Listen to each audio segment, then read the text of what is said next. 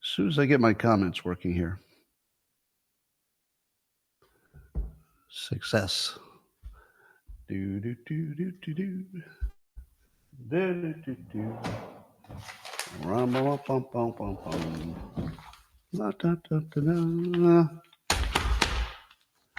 Good morning, everybody, and welcome to the highlight of human civilization. It's called Coffee with Scott Adams because it's the best thing that ever happened to you.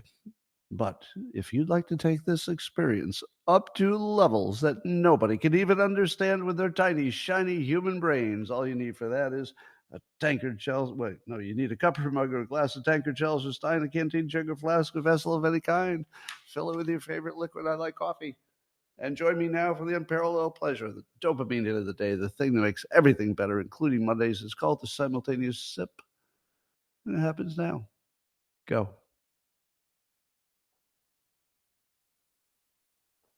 Oh, so good.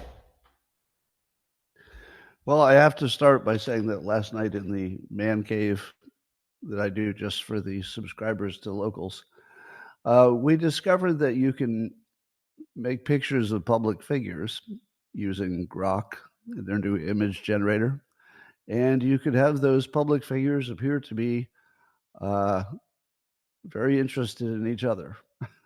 Now, it's not going to do porn, but if you'd like to see a public figure making out with another public figure, apparently you can do that because people were sending me a lot of images of me making out with Michelle Obama and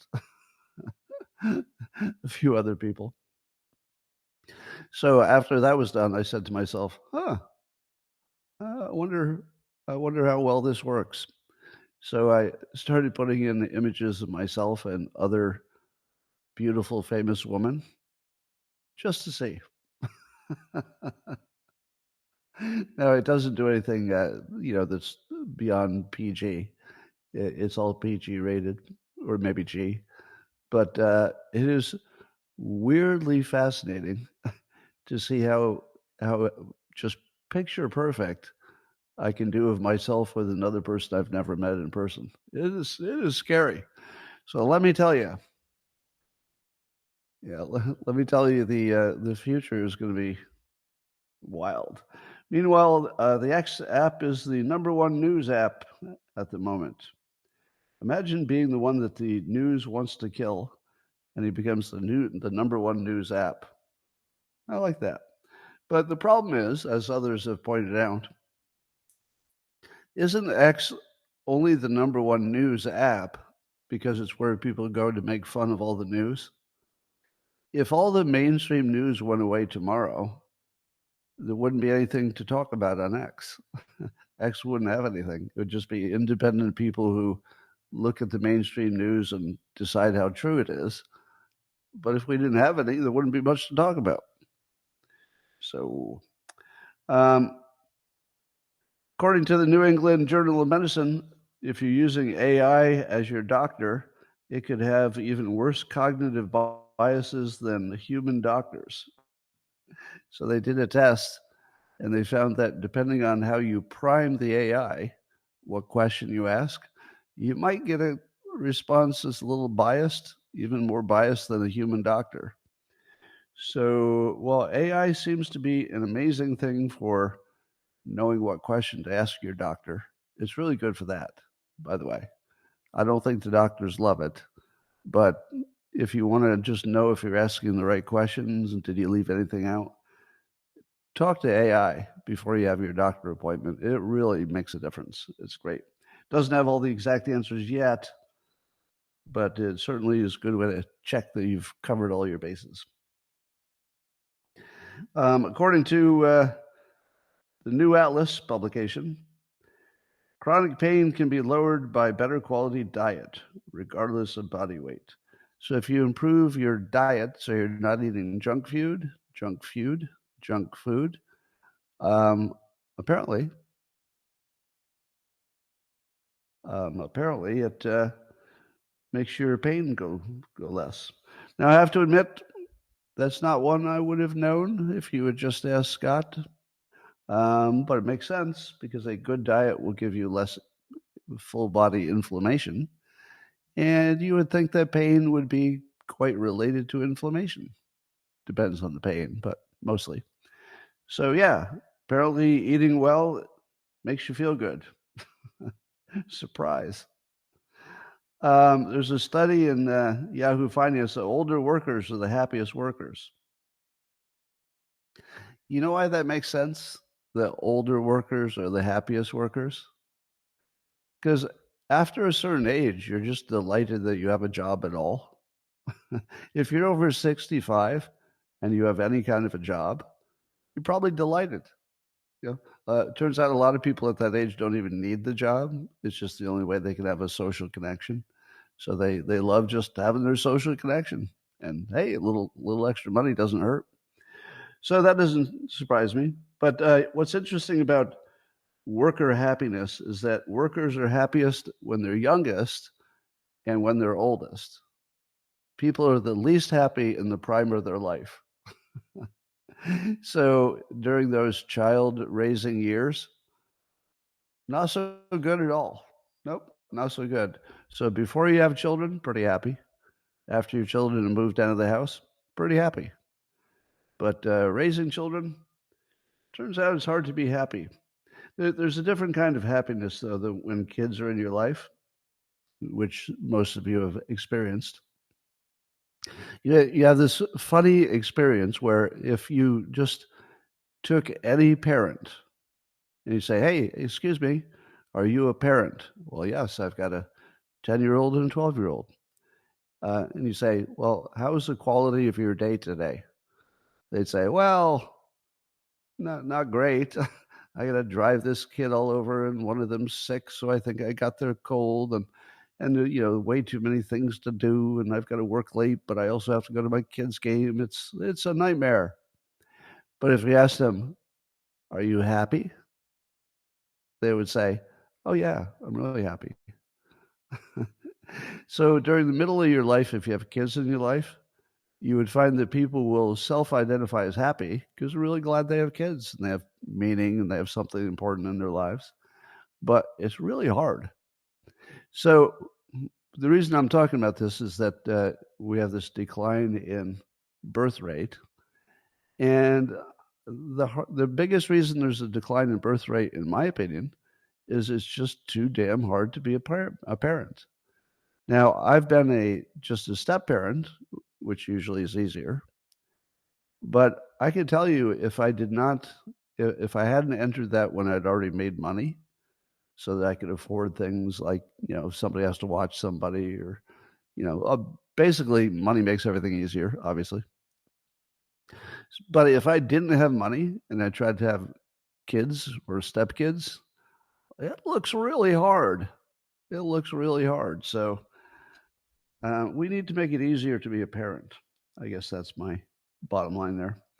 According to Global Newswire, Nano-Nuclear Energy and DGO's technology are going to get together to make a microreactor in upstate New York. They'll have 16 milliwatts of power. Now, this is only interesting because the trend for micro-nuclear reactors, which I and all the smart people think are going to be the future. And at the same time, just more to that point, the Palantir CTO is saying that our fleet of ships, seagoing ships, should be powered by nukes, and that it would lower inflation. Now, there's an idea. Imagine if the only thing we did was authorize and approve and build shipping container. What would you call it? The big ships that have containers on. If you turn those into micronuclear, the way our nuclear submarines already work, if we already have the technology and it's been working forever on nuclear submarines, would it be that much harder to put it on a tanker? I'd worry more about pirates then, but I suppose that's not the biggest problem in the world.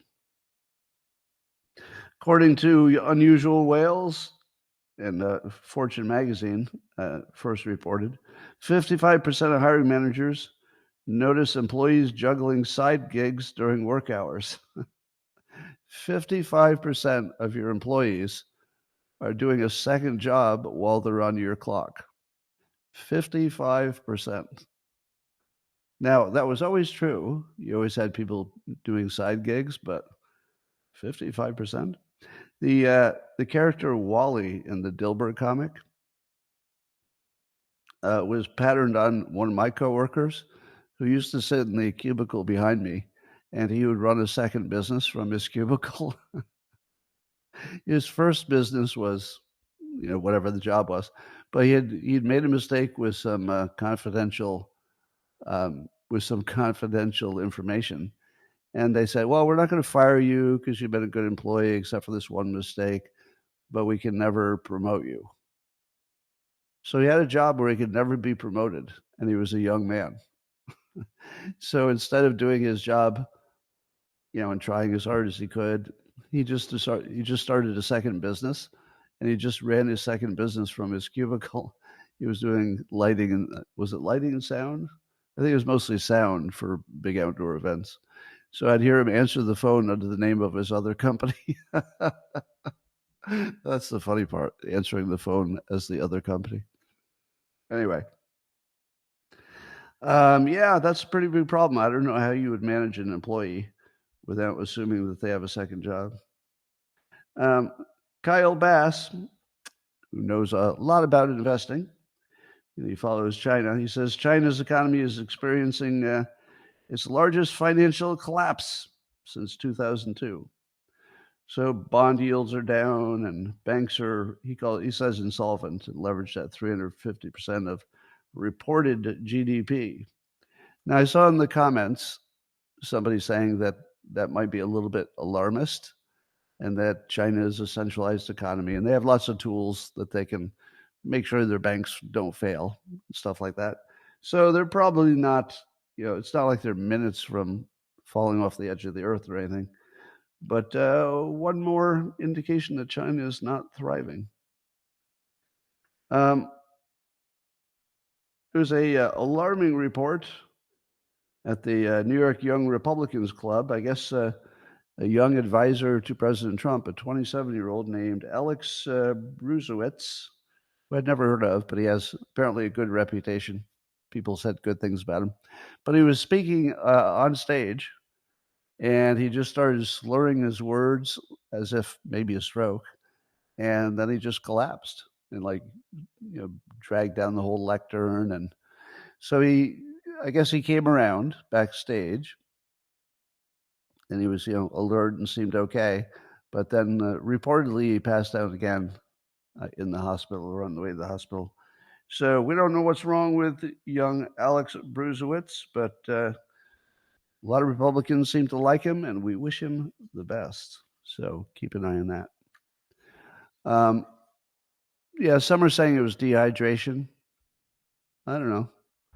Does dehydration cause you to slur your words? Maybe. I don't know. Well, CNN's getting some heat. I saw this story, and I kind of passed by it the first time. So I remember seeing the video of CNN apparently being there when one of the notorious Syrian prisons was being liberated after the rebels took over from the government. And it showed one particular Syrian prisoner who was being freed. And I remember people saying that he didn't look like he was a real prisoner because he didn't look like he was, damaged enough by the time in prison. And now we find out that the alleged prisoner was actually one of the prison's notorious torturers. So he worked for the government. He wasn't a prisoner. He was apparently pretending to be a prisoner for the benefit of CNN's cameras. And so he just acted like he was being discovered in a prison. Did that really happen? It makes me wonder if the story that is fake news is entirely fake. Do we know he wasn't just recently put in that prison? I don't know.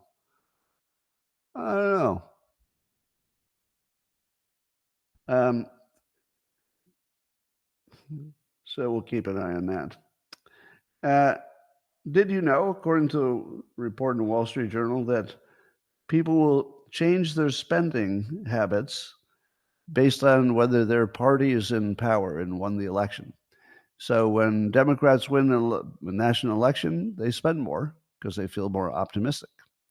And same with Republicans. So at the moment, Republicans are looking at more big ticket stuff like cars and houses because they have optimism about Trump. And I have two comments about the Democrats.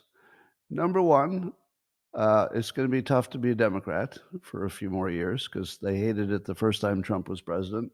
They're probably not going to like it that much better this time.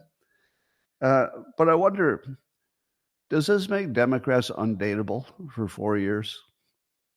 I wasn't planning to date one, but if you're so unhappy that you're changing your spending habits, and they do seem to have genuine, mental distress over this, imagine if you're in the dating pool. It seems like dating anybody who's a Democrat would be a bad deal right now because they're all going to be unhappy and bitching about stuff. And if you were to date a Republican, hey, how's it going, Republican? Great. Looks like the golden age is kicked off. Got any problems? None really that's worth mentioning. Everything seems to be going great. Have you caught the vibe? The vibe's all positive. A lot of unity going on. Hey, Democrat, how are you doing? Well, it's the end of democracy. It hasn't happened yet, but any moment now, the big old orange monster will be stealing our democracy and our bodily autonomy, and we're all doomed. We're all doomed. So I'm going to say maybe a little less dating of Democrats for 4 years. So Trump, for the first time ever, his favorability ratings are higher than his unfavorability ratings, according to RCP average. Daily Wire is talking about this. The first time. So did you know that never before has he had more people favorable than unfavorable? And you might ask yourself, why is that? What is he doing right? And the answer is everything. As I said before, he ran the greatest campaign. Even the people on the losing end are saying consistently, okay, the Republicans were really smart. Trump ran a great campaign. Okay, what he did was smart. And it's just one after another. The people on the losing end are saying, yep, they just did better. He was smarter. Van Jones is saying it. I've seen Jessica Tarlov saying that it was brilliant to ship the migrants to the blue cities. So even the Democrats are noticing that the side that looks for merit instead of identity did way better. Let me say it again. The team that says merit should be the thing you look at outperformed the team that says identity should be the thing you look at. What did they think was going to happen? As I've said before, DEI destroys everything it touches, and it destroys the fastest and hardest whatever DEI touches soonest and most aggressively. And that would be the Democrats. The entire Democrat Party was soon, they were fast on the DEI and most aggressive because people are watching, and it's completely destroyed, just as the theory would suggest. But I saw a podcast. It looked like a Democrat pollster who was doing some focus groups, and what the focus groups were saying, and that it was a focus group of people who had been non-Trump supporters, usually Democrats, and had voted for him for the first time. So they didn't vote him for the first two. They didn't vote for him in the first two elections, but this time they did. And so the question is, why now? Why would you change your mind now? And do you know why? The reason is not surprising, but it was kind of encouraging. Here's the reason that Democrats, at least it's a focus group, so it's not a scientific poll, but several people said the same thing, which is meaningful to me. that they were a little unsure about Trump still, but they liked that he picked RFK Jr. So RFK Jr. did move votes because his credibility and people liked his topic, especially the food and the making sure our drugs are safer. So RFK Jr.'s message was so strong and he was so credible that when he said, you know what, I can work with Trump as long as I could get my stuff done, and then Trump helps him get his stuff done. Um, People love that. And I love it too, because one of my biggest issues was our food supply. And I didn't see anything that was going to be done by just Republicans. So you throw RFK Jr. in there, and I'm like, whoa, you suddenly went from most of the things I like, but not even my top issue. Didn't even get my top issue, my number one issue. But now they got it. Now they got my top issue, food, and they got all the other issues too. So you throw that in there, you throw in Elon Musk, and you know, basically the argument is that Trump assembled the Democrats of the 1990s, because even Trump was a Democrat in the 90s. So, yeah, between David Sachs and Tulsi Gabbard and Bill Ackman, he's not on the team, but he's switched sides. Joe Rogan switched sides, not on the team. But yeah, it looks like this pirate ship idea of bringing people from more than one group together is having a modeling effect on the public. So when the public sees that these public figures can work together, being as diametrically opposed as you could possibly be in general, but when they had something they both agree on, they could work together. That is really unifying. That's as unifying as you could possibly get. I don't want everybody to agree with me. I want people who do agree on the things that we do agree on to work on that. And if that's the only thing Trump gets unity on, is that, yeah, for the things we agree on, we can work with that, like the border, for example. That'd be amazing. It'd be better than anything we've ever seen in this country, really. So the pirate ship is working. Meanwhile, Trump continues to do what I call the new CEO move, to make a good first impression and hit the ground running, as they say, and to make it look like he's just succeeded before he even starts. Now, succeeding before you've started is just so strong persuasion. It's just completely baller. And so now the SoftBank CEO, Masa Son, is going to visit the U.S. today, and he's going to make an announcement with Trump. So I love my de facto president.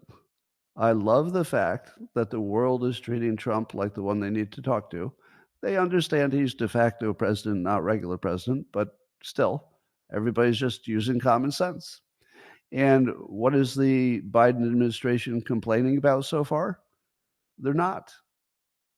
I don't know why. You do kind of expect them to complain a little bit that Trump's acting like a president. But I feel like they get it too. Somebody needs to act like a president, and they don't have anybody who can do it. So apparently, SoftBank CEO is going to put $100 billion investment in the U.S. focused on building out AI. Thinks he can create 100,000 jobs. Somebody was saying that's no big deal, 100 billion and 100,000 jobs. Somebody smarter said, no, that's just the first order. 100,000 jobs creates 100,000 people to buy stuff. So 100,000 new consumers, all the supply chain that will supply these businesses. It's big. 100 billion might be a multiplier to something like $500 billion when it's all done. Let's talk about those drones. You love them. You love the drones. So Adam Kinzinger, who you know as being famous for not really being good at anything in politics. He may have been good in the military. I wouldn't know. But he's really bad at politics. So he used to be Republican, changed sides, became the worst politician in the world. So he's a pilot, and he says he's spent time looking at all the videos of the drones, and he says they're all airplanes. They're all airplanes. So what was he looking at? Do you think he looked at all the videos? Or do you think that somebody got to him and said, Adam, tell him it's all airplanes? Because they're obviously not all airplanes. they're really obviously not all airplanes. According to hundreds, if not thousands, or if not millions of observers. So he thinks it could be a mass hysteria. And he points out that there's nothing illegal about flying over a military base and that anybody can do it. Now, that's the first time I've heard that. Do you believe that's true? Do you believe that it's legal to fly over a military installation? Obviously, it's going to depend which one. I don't think you can fly over all of them. But are there some of them, say, in a metropolitan area where it's no big deal? It's just one other thing that's on the ground. So I'm going to put a question mark next to that one. I don't know that you can always fly over them, but maybe if you're, let's say if you're a commercial airline, you've got a flight plan, you're a trusted entity, maybe? I don't know. So I got a question on that one. All right. So he thinks that if anything, if drones are involved at all, it's probably just some tests. But it's way more activity than just some tests. So I'm going to rule that one out. I did a little research because I was trying to figure out what is the lowest height that these aircraft should be at if they're regular aircraft. So a regular aircraft, if it's over a populated area, is not supposed to be below 1,000 feet of the highest thing that's nearby. So whatever's the highest building that's in the immediate neighborhood, they have to be at least 1,000 feet above the highest nearby building. If they're in a sparsely populated place, they could go down as low as 500 feet. And if they were over, let's say, an ocean, and it's a private plane or something over an ocean, they could go even lower than 500 feet because there's nobody there anyway.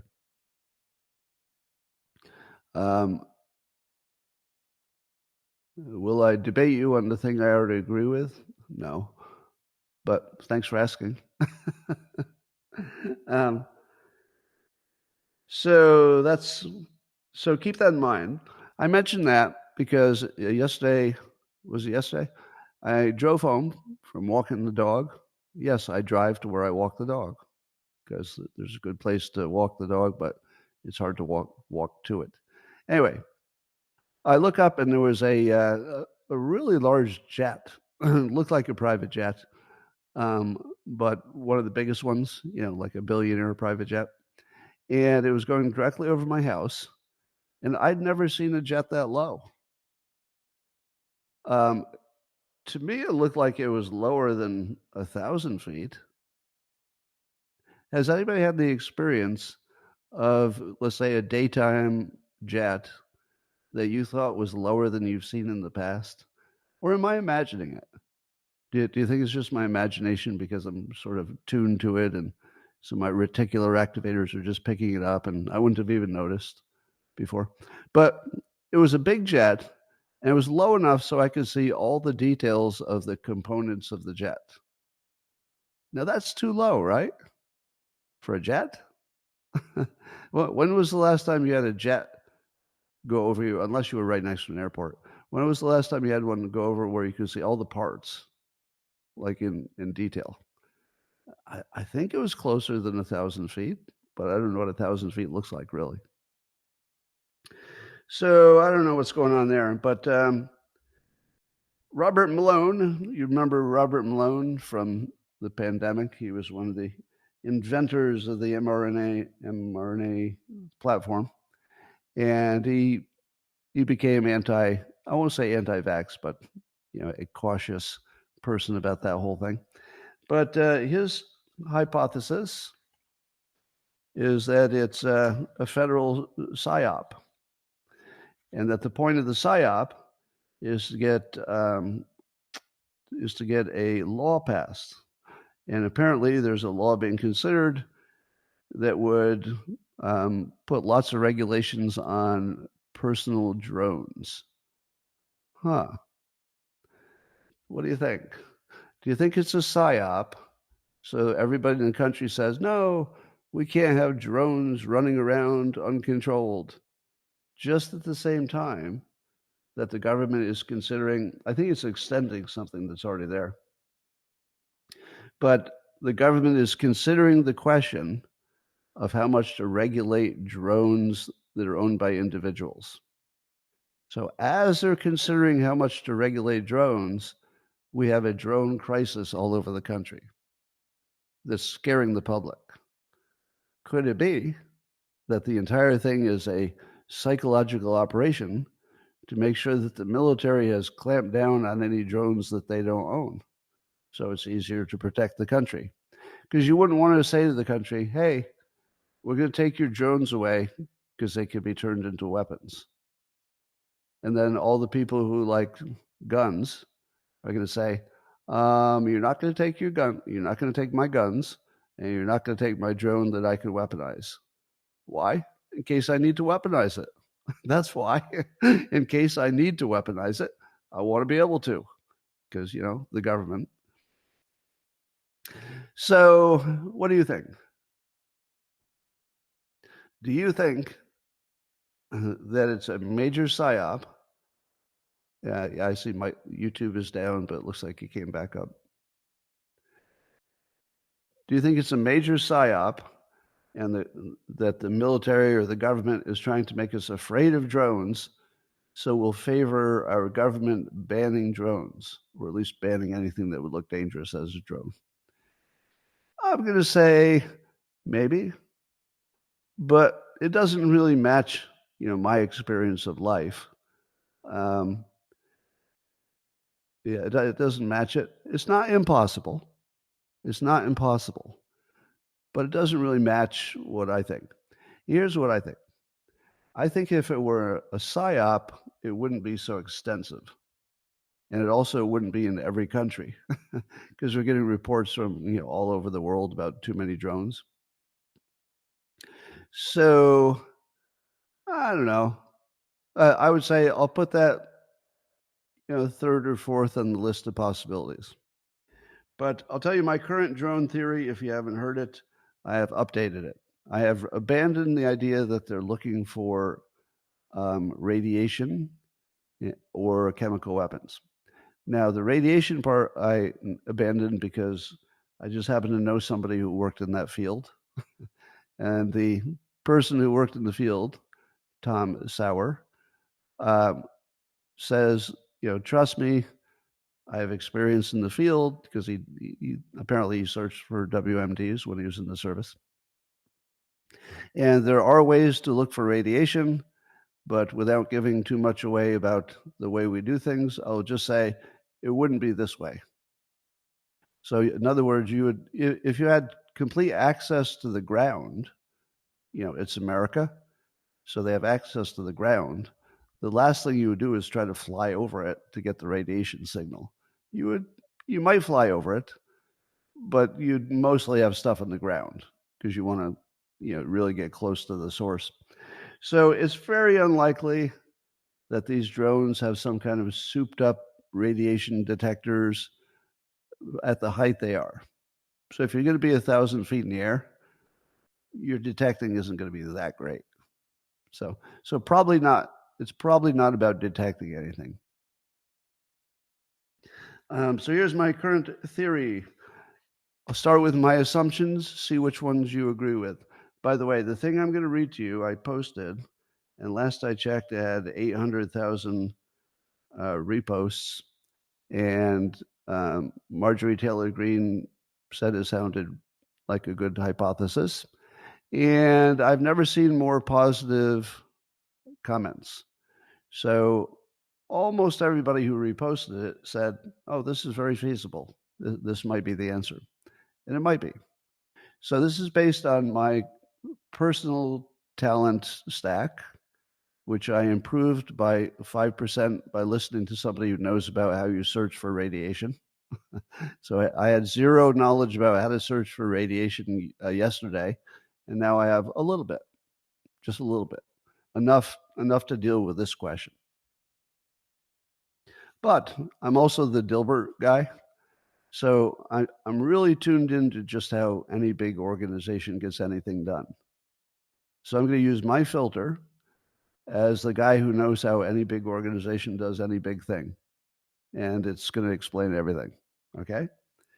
So here's my assumptions. Number one, the future of warfare is drones. Everybody agrees, right? The future of warfare is drones. Also, it's going to happen really fast. Well, it is happening. It's happening right now. And whoever can most quickly increase their drone assets is in the best shape. The United States always is running fast to be the best military power in the world. So, if you know that drone warfare is the future, and you know it's right now, like when I say the future, it's like now, really, really urgent. You know you've got several hotspots. You've got the Ukraine war. You might want to have some leverage there. The Middle East is a mess. Iran is a big question mark. You really, really want to have lots of drones, and you want to be the unambiguous leader in the good ones. Now, we also know that we have a drone pilot shortage. So what happens if you know you need lots and lots and lots of drones, but you don't have enough pilots? Obviously, you would do massive training of pilots, and you would do it as soon as possible. Now, I'd like to make a comment for the NPCs who are going to be piling in to make a comment. Go. NPCs, this is where you shine. Say the most obvious thing that you say in this situation. I know it's going to appear. Who's the first NPC? You're going to say it. Wait for it. They're training pilots to run the drones. Go. Come on, I'm disappointed. There's got to be at least one NPC watching this. All right, I'll do it for you. The NPC says, "Oh, but Scott, don't you know that the drones are autonomous and they don't need any pilots and they're run by the AI and stuff?" That's what you're supposed to say. It's the most obvious thing to say, to act like you're a little bit smarter than me. You're so dumb. You don't know they don't need pilots. Nobody needs any pilots for their drones. Okay, here's what's true. There's not one kind of fucking drone. There are lots and lots of different kinds of drones. Some are only piloted by humans, such as if you're an infantry person, you had a little handheld drone and you just wanted to see the enemy on the other side of the hill. That would not be an AI drone. That would just be one you operate, and it would be completely piloted by a human. But that's not what we're talking about.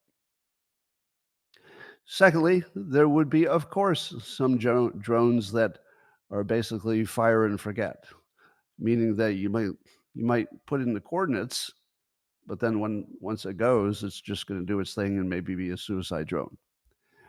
But that still requires a pilot, in the limited sense that somebody had to pick the target, program the drone, know which drone they were dealing with, make sure it was safe to launch, and then probably at some point make some human decisions when the drone reaches its target of whether that's still really a good target, or maybe they need to jog over and do some other thing before they get there. Who knows?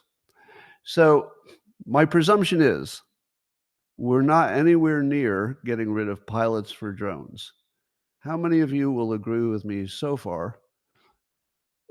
What does Musk say? Big drone wars are coming. Yeah, so Elon Musk was saying that we haven't seen how big the drone wars are going to be. It's going to be epic. So we know we need pilots. We know we don't have enough. We know we're going to need massive drone buildup, and we know there's no such thing as having enough drones. No such thing as having enough drones. There's no such thing as having enough drones, because whoever has the most wins every drone battle, if they have good ones. So we should be absolutely in a panic mode in the military, manufacturing drones as fast as we could manufacture drones. Do you follow the assumptions? Assumption: drone wars are for sure. We need them right away. We must be manufacturing them like crazy, and we need a lot of pilots, even if the pilot is just putting in the coordinates. Somebody needs to do it. So, put all that together. Where would you train if you had new drones with new technology and you had to quickly train lots and lots of people? Well, NPCs, go. This is another NPC place. So if you're an NPC, and I say these might be training missions, you say, Scott, let me tell you with my vast NPC knowledge that if you're going to have a training facility, it's not going to be over the densest populated place in the country. It's not going to be there. It would be in a remote location, and then you could test all day in your remote location. Here's why that's not smart. That would be if you need to do a little bit of training for a few drones. Yes, I agree with you. If you were going to do a little bit of training for a few drones, and you weren't in any hurry, you would find a nice remote location and you would do all your training for your handful of pilots in that one place. However, if you decided that drones are the future of warfare, there's no such thing as too many drones, you're making them as fast as you can, and you don't have enough pilots for them, what do you do then? Do you wait until you've got a nice remote place and move all of the assets that you need for testing, which would include a battleship, or not a battleship, but some aquatic military asset that they can launch it from, because most of them are launched from ships. So you need someplace that's close enough to the coast, so that rules out a lot of your remote locations. You need, ideally, all right, here's where my Dilbert experience comes in. You've got brand new drones, let's say new class of drones, and people are being trained on them. Who has to be there for the whole thing? The manufacturer. The manufacturer of the drones has to be wherever they're being tested in a big way. It's not like just send a guy. It's not like, well, we sent one of our engineers to your remote location. Just ask Bob if you have a problem. No, they would put massive staff anywhere there's being testing and training. They would be doing the training, actually. And they would do it not just in a remote location, but NPCs, here's where you get your minor win. Yes, they would test some drones in remote locations, but what else would they do? If they have massive need for training and massive need for drones, what else would they do? They would train right here because it's the fastest and everything's here. If you train on the drones in New Jersey, what do you have? You've got the fleet, so you can fly from ships at ocean because the ships are here, and it's their home base, I guess. You have military bases that you can fly back and forth to, which is very much what you'd be doing with a drone, sometimes transporting, but other times just finding a target. And you would be going over lots of residential areas, and it would be easier. It would be probably far more beneficial to train where there's a lot going on the ground so that you could recognize things at night. And you would also probably train at night because most of the missions would be at night, because if they turn their lights off, they're hard to see and therefore hard to shoot down. Now, if you're only 1,000 feet up, so give me a fact check on this. If you're 1,000 feet in the air and you're a drone, can you be hit by small arms fire? Can somebody just put their machine gun in the air and just start shooting in your general direction if you're a drone and you're only 1,000 feet in the air? So it seems to me that they have the option of turning on lights if they're operating in America. and they have the option of turning off the lights if they're in a danger zone. So they would train at night, because that would be the best time to do missions. And they would train in the United States, even in populated areas, because that's where all their assets are for training. That's where the manufacturer is, it's where the base is, it's where the Navy is, just off the coast. So what you should see is on both coasts of the United States, lots and lots of drones in the air, because the coasts are where you have all the assets and you can kind of test stuff fast if you're doing it massively. And again, if you only had a few pilots and a few drones and you weren't in any big hurry, you would go to some remote desert location and train as long as you wanted. We're not in that situation. We're in the, we need as many as we can get right away. Training is critical, as fast as you can. You would do that in the coast, because that's where all the assets are. More importantly, if one of these drones goes down, you don't want it to be on a foreign country, because they're going to get a hold of it first, and they're going to reverse engineer it. Because you can't trust the other country. Even an allied country, you couldn't trust them totally. So everything makes sense for training. And then you're going to say, but why would you do it over an urban area? To which I say, have you noticed that when people say they're hovering, it's never over their house in an urban area? But if they're passing by, it is often over an urban area.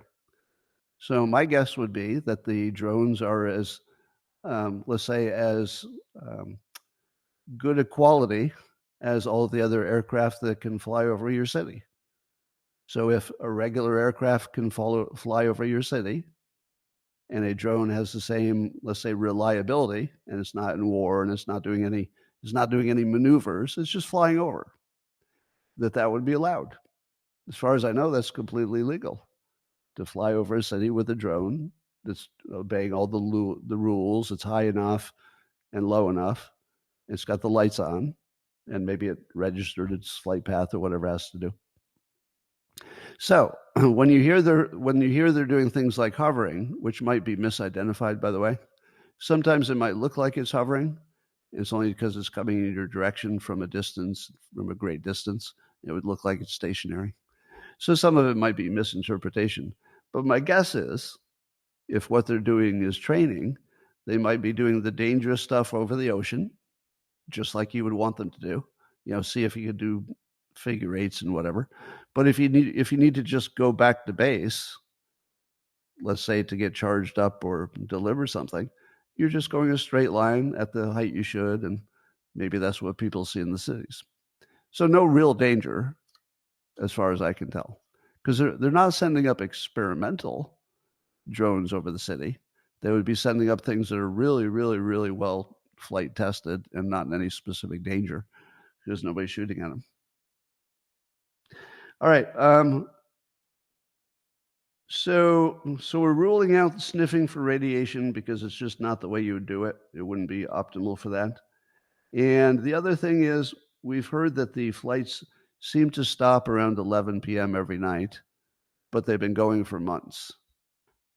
What possible thing would you do that you would do massively as soon as it's dark, but you'd be done by 11 p.m.? That really suggests training. Because if they were looking for terrorists or looking for something, they would do it after 12. If it were such a national emergency that they would put this much energy into it, they would work after midnight, because it would be something existential to at least New Jersey. If they're taking off at 11 saying, all right, looks like it's quitting time, I'll see everybody not in the morning, but rather when it gets dark again,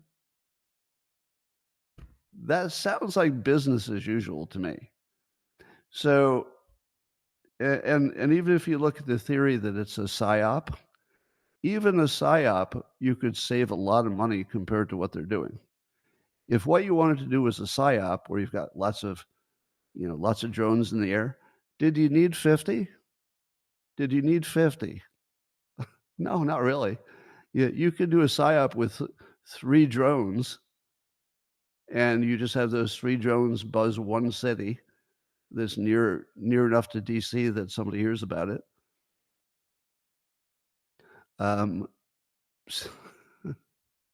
I see your question, ex-boss man, but I'm not going to repeat it. It is funny. All right, I'm going to repeat it because it's funny.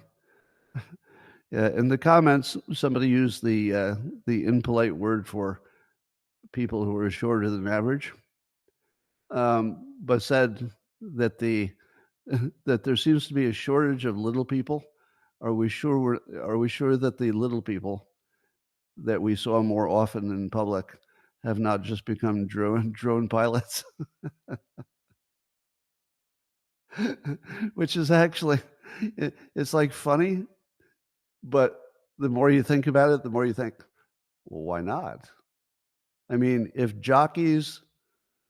you pick jockeys because of their weight and their height, wouldn't you also pick drone pilots if you had a tiny little drone? Wouldn't you also pick them by their height and weight?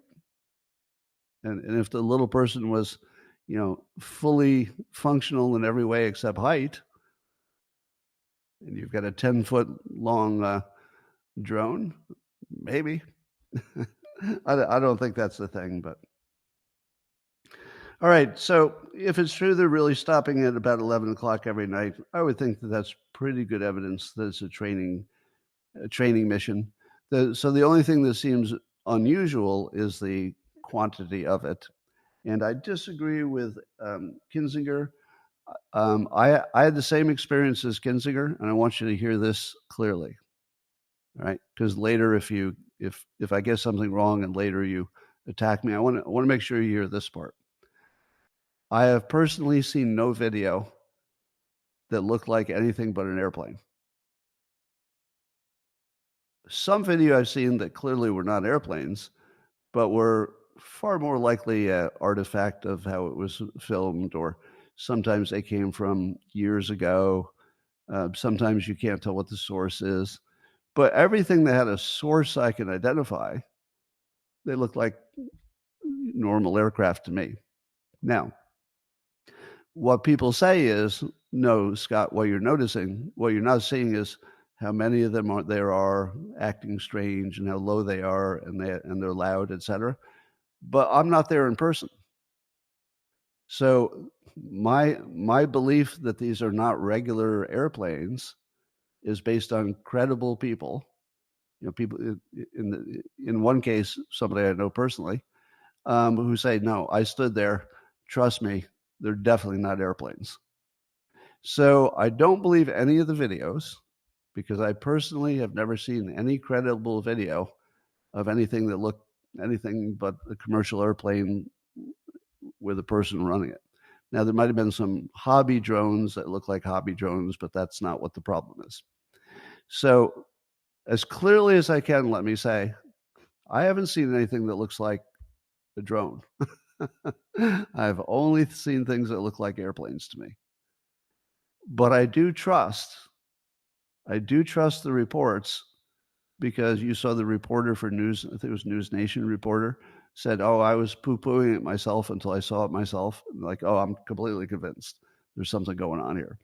So those are the people that I'm choosing to believe at the moment. Could all of those trustworthy people be in some kind of mass hysteria? Yes, they could. I think it's unlikely, though. I'm usually the one who's the first one to say mass hysteria. If you've been following me for a while, you know that. I jump to mass hysteria right away for stuff like this, but I'm not there on this one. I wouldn't say I would never be there. It wouldn't take a lot to push me into mass hysteria, but I'm not there yet. I think it's just training. But it does suggest that there would be a big battle that we're expecting, and I expect that might have something to do with Iran.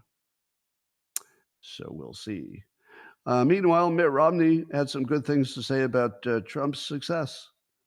Mitt Romney was he was talking to Grace today on CNN, and he said that the Republican Party is basically the MAGA party,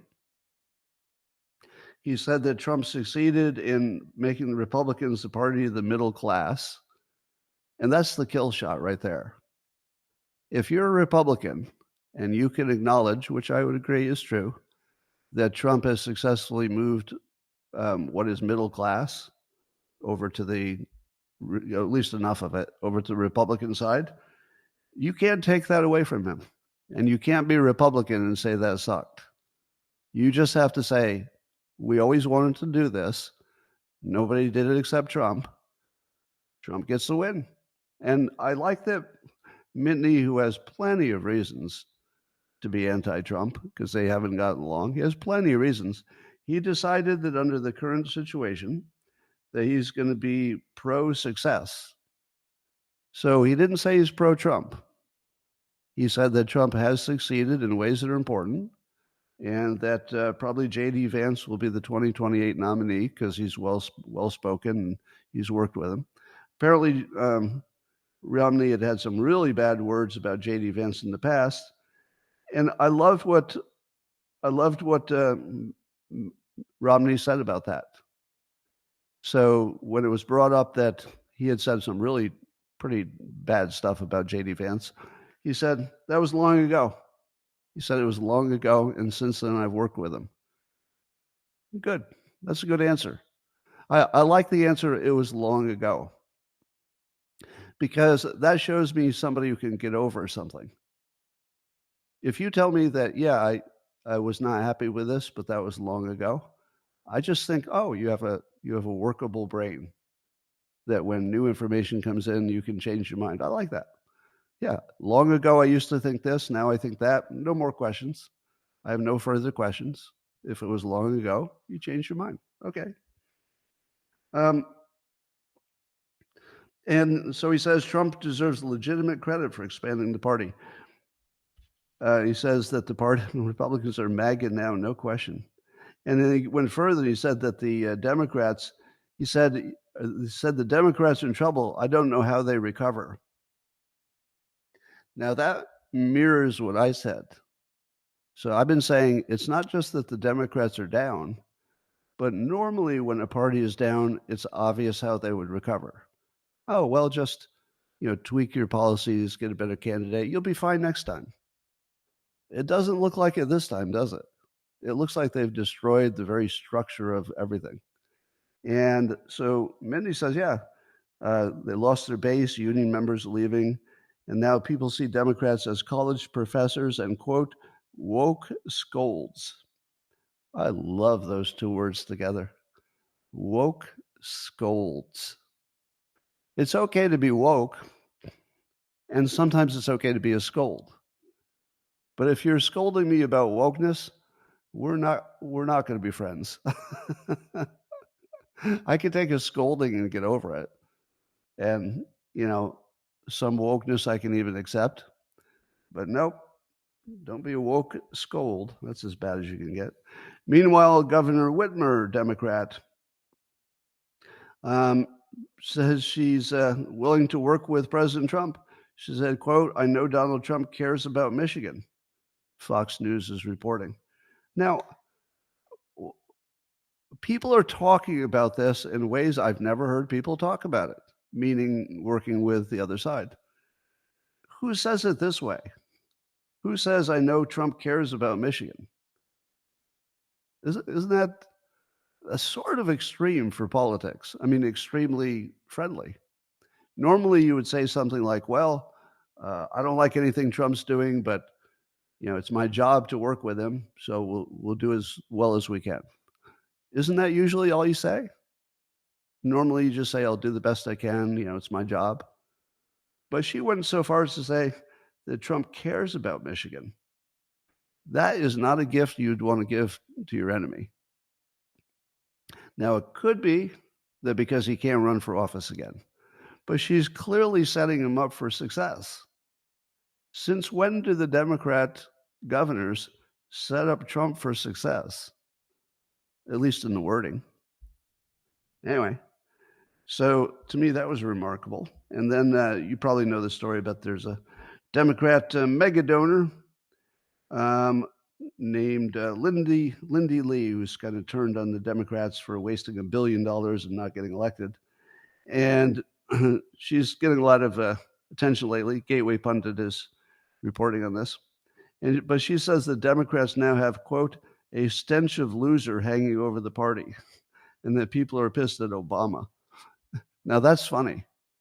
The stench of losing is so heavy that people are mad at, like, a guy 2 presidents ago. They're so mad that they're mad at a guy 2 presidents ago, and they're pissed. And they want their $1 billion back, I think. So that's worth noting. But I heard some idea that maybe Lindy Lee would run for governor of California. And if she did, she might be running, at least in a primary, against Kamala Harris. Now, others have said that now Kamala Harris has not shown direct interest in running for governor, but everybody thinks it's sort of the most natural, best thing she could do. I heard somebody say that if she entered the race, it would clear the field, meaning people would just say, oh, she's going to win. There's no point in running. That might be right. She might clear the field.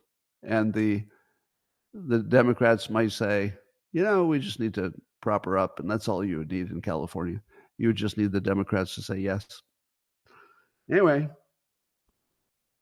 so if you got Mitt Romney say, I'll give him a chance. You've got Whitmer saying, I'll give him a chance. You've got a DNC mega donor saying, wow, the Democrats ruined everything. She's not quite saying, I'll give Trump a chance, but she gets it. She understands why he won. Meanwhile, Daniel Baldwin, brother of the other Baldwins, was on the PBD podcast, and he claims that, I guess it's common knowledge in Hollywood, that the celebrity inner circles are saying that LeBron James does have a Diddy tape and that it was already purchased on the black market. So that somebody already owns LeBron James because they own the blackmail tape that LeBron James would really like to own. How much do you think LeBron James would pay for a Diddy party tape that showed him doing, we imagine, something he wouldn't want them to see? How much do you think he'd pay? Well, it would depend, of course, on what was on the video, because it could range. It could range from, oh, we don't like that you do that, to, why aren't you in jail? So we don't know what it is, so I guess I shouldn't speculate. But this would be a massive story.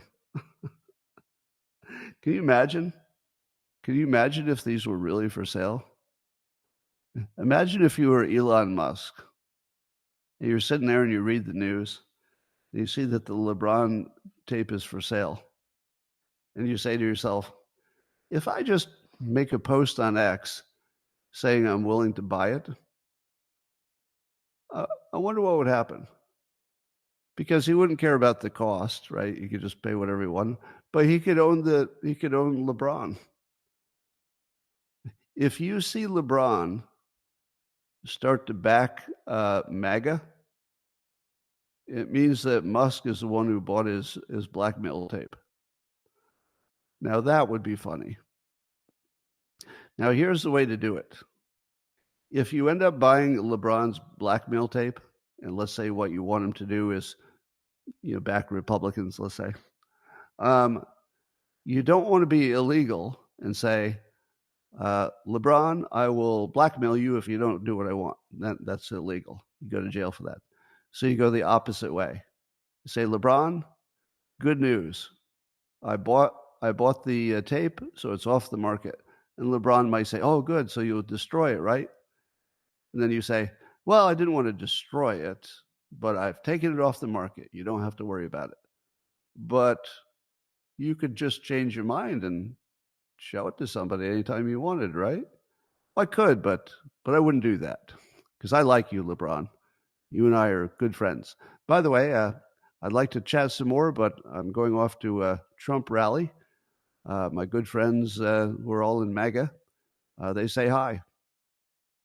and you'd be very close to LeBron becoming a Republican, just to make sure that the video didn't get out. Now, to be clear, I don't want to malign LeBron. I personally have no knowledge that he did anything wrong or that even any tape exists. So I'm not confirming that there's anything he did wrong or any tape exists. And I'm hoping that there is none. I hope that he is a perfect law-abiding citizen, and it will always be that way. But I'm just telling you how to blackmail somebody. You don't say the words. You just own the tape and say, you know, I own your tape. I sure like Trump. So don't take my advice for it. If you become a blackmailer, it's probably illegal no matter how you do it. Mike Davis, who's a Republican attorney type we see in social media a lot. He says Manhattan DA Alvin Bragg and his team illegally conspired to violate the constitutional rights of Americans. He said so did Jack Smith, Fonnie Willis, Tish James, Chris Mays, Matthew Graves, their offices. He says they must face a federal criminal probe under some law. And then they said, I like that Republicans are ironically or jokingly, sarcastically saying no one's above the law, you know, because I say it a lot too, because I think it's funny now. But as much as I don't like lawfare, and I would not want to be associated with anybody who pursued it, I think the names that he named have done enough in public that looks sketchy enough to me that if these particular ones get, I don't want to say lawfared, but investigated, that would be appropriate. And my sense of, you know, what is right and ethical and moral and gives enough freedom to the country, but not too much, yeah, they should be investigated. It does feel like there were crimes there and big ones. Like, we're not talking about jaywalking. If it were jaywalking, I'd say, who cares? We're talking about something that was going to change the very nature of the country forever and maybe destroy it. It wasn't. They were an existential threat to the entire country, in my opinion, because a few more years of Democrats, I think, would have been the end of us, just in terms of national debt, if nothing else. Here's the funniest story of the day. Back when Biden took over, when he first got elected, he fired some 4,000 Trump appointees. One of them was Spicer. So what's his first name? Why am I forgetting Spicer's first name? Who worked for Trump, and he was one of those people has... tell me Spicer's first name.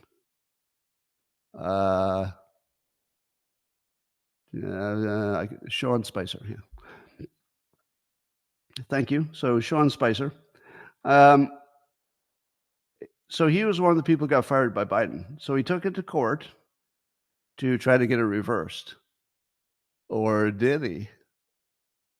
So he took it to court that he got fired by Biden, and he argued that because the appointment had some kind of a term to it, that he couldn't be fired until the term was over.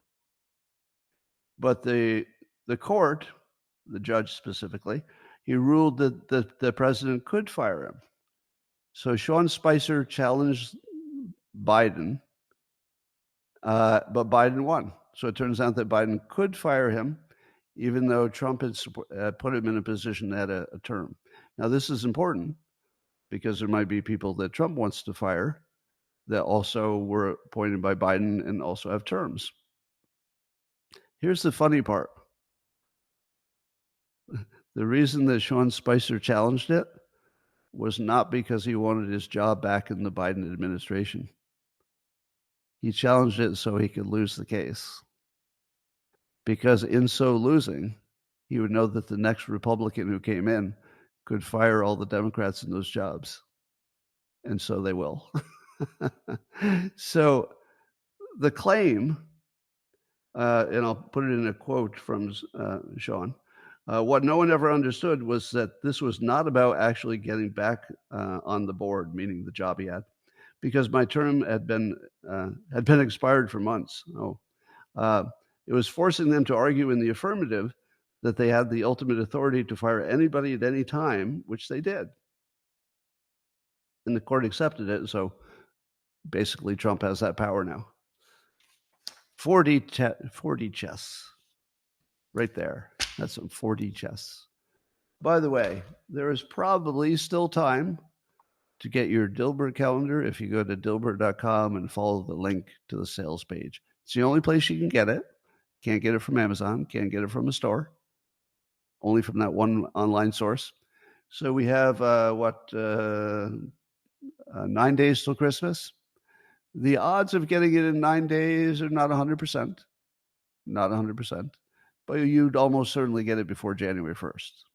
So if there's somebody you know who just can't live without a Dilbert calendar, and you don't absolutely have to have it wrapped under the tree, you got plenty of time. All right. I've also got a number of books. The one that will change people's lives that they haven't seen is Reframe Your Brain. This one is on Amazon with my other books, like Win Bigly is re-updated. That's one that tells you how Trump uses his persuasion. And then How to Fail at Almost Everything and Still Win Big, the second edition, the one with the blue cover. People love it. I guarantee that. And also God's Debris, the complete works. If you look at all my books, you'll find something for everybody. So, something for everybody this Christmas. And I guarantee if they're readers, they'll like them. Democrats or not. And I guarantee if they're ever liked Dilbert, they'll like the calendar. You can't lose. And I would like to give you 2 Christmas recommendations that I have no connection to, okay? So I have no financial connection to them. These are just things that I like a lot. Number 1, you may have noticed I often wear this back warmer in the morning.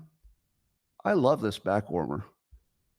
If you've never experienced wearing a back warmer, it feels really good.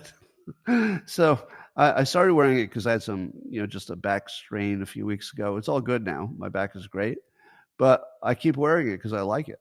I just love how it feels. It makes my back feel better. The other thing for the same purpose was I got one of these incline tables where it holds you upside down by your ankles. Now, you probably say to yourself, I don't think I want to try that. That sounds dangerous. And what if I can't get back up? Well, the one I got has an option to go back 60%. So you don't feel like you're out of control and it doesn't stretch your body too much, but it feels great.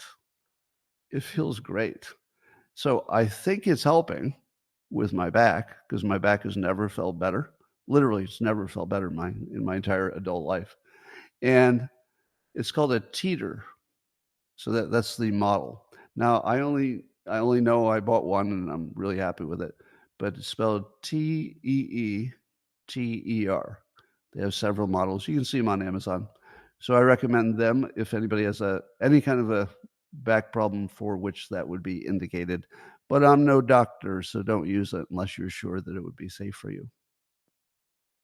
Then my last advice is, this is a weird one. If you do any kind of video like Zoom or you do podcasting, there's something you need really badly. And you see behind me in my back shoulder, it's a printer stand. So if you went to Amazon and you said search for printer stands, it would be something that sits above your keyboard, I guess, or something. You put something under it. You could put paper under it. But it turns out it works perfectly for raising your computer to eye level. So right now, if you're looking at me on video, you can see that I'm the perfect level. If I took this away, which people make the mistake of doing, I got to talk to Alan Dershowitz. He needs one of these badly. So this is without it. So you're looking up. The looking up is not so good, and the looking down is even worse.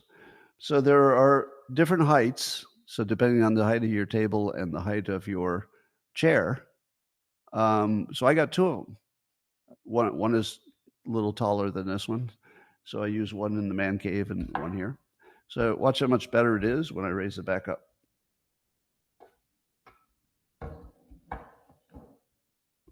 There you go. Perfect. Now here's another one. I got I don't know what they're called, like a desk pad or something, desk pad, but I'll show it to you.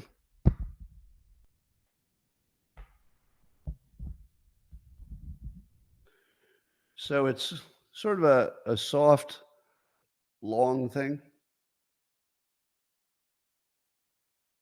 And it just sits where you're working. I don't know if you have this problem, but do you have a cold elbow problem? Anybody have that? Like you want to work on your kitchen table or something? You want to work on the kitchen table and you put your laptop there, and then you put your arms on the surface and it's too cold. Well, this will keep your arms warm, but also it's soft. So if you're doing a podcast, it removes this whole area of echo, because my microphone is just above it, so it removes the echo, and it looks kind of good, and it just feels good leaning on it and using it. So I have two of them, and they're awesome. The other one, if you know somebody who's into drawing, but they can't afford a big Wacom 27-inch thing, which would be, I don't know, $3,000, something like that. If they want something that's under $1,000, but they're serious about drawing, so it's not a kid's toy, get the Move Ink. That's the little drawing tablet that I use now, and it's also sold by Wacom, but it's MOVINK. So if you go to the Wacom site, WACOM, and search for the Move Ink device, it's really cool because it's really light and it works really well. If you need Scott Adams merchandise and you don't know the link, just search for Coffee with Scott Adams merchandise, and it will pop up with the mugs and the hoodies and the shirts and the hats. I don't recommend that gift for anybody except consumers of this content. All right, so you got enough ideas? So you got the Dilbert books. I guarantee one of those Dilbert books will make somebody really happy. You just have to pick which one makes more sense for that person. The Dilbert calendar, the inversion table, the desk pad, and then what's called a printer stand, but it's better for your Zooming, getting your computer to the right height for Zooming. Those are the things that might make people happy. Some of my favorite possessions. They work really well. All right, I'm going to talk to the locals people privately for a minute. Thanks for joining everybody on the other platforms, Rumble and X and YouTube, even though YouTube had some problems today, I hear. All right, locals, I'm coming at you privately in 30 seconds.